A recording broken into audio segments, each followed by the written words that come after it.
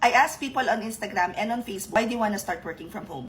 And 90% of them actually said that they want to be able to take care of the kids while working, while earning more. And I just want to be able to address this real quick before lahat ng tao, eto na yung expectations. Hi, my name is Mary. I post easy to follow daily tasks that you can do to start your freelancing journey. Everyday nagpo-post ako ng mga bagong videos na pwede ninyo sundan na some sort of roadmap kung gusto nyo na maging freelancer, gusto nyo na mag-work from home, naghahanap kayo ng side hustle na nasa bahay lang kayo gamit ang internet at ang inyong computer.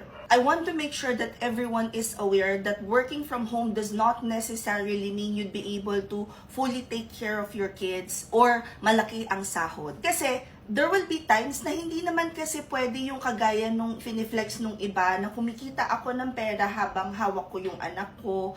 Kasi in reality, kahit na sa bahay ka nag-work, kahit na ina-outsource sa'yo nung client yung trabaho at pwede mong gawin ng nasa computer ka, hindi pwede na palagi mong karga yung anak mo habang nagko-calls ka. Hindi pwede na pagpasok mo sa freelancing, automatic, malaki na kagad yung sahod. I want to be able to address yung maliit na gap from working corporate tapos freelancer. Meron dong gap. I would say, I call it mga 2 to 3 years of experience na makikita mo yung lahat ng hirap at pagod at yung pinakang masasakit at masasamang part ng bago ka makatransition fully to freelancing. Now, I know a lot of you guys would disagree when I say na hindi okay na hawak mo yung anak mo habang nagtatrabaho ka, especially if calls yung work mo.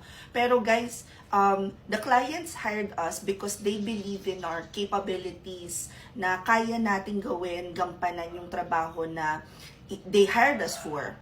Working from home means working. Hindi ibig sabihin na nasa bahay kayo, pwede na yung anytime maabalahin kayo ng mga kids nyo. You have to be able to set proper expectations with the kids na kapag nag-work ang mama or ang papa, hindi pwede na kukuhit-kuhit sila or hindi pwede na buhat nyo sila. So you have to determine that the best time for you to be able to work without having to worry about house chores, kids, and all that. Sana makatulong. Anyway, comment any questions you guys have about working from home. Follow for more work from home chismis. Bye!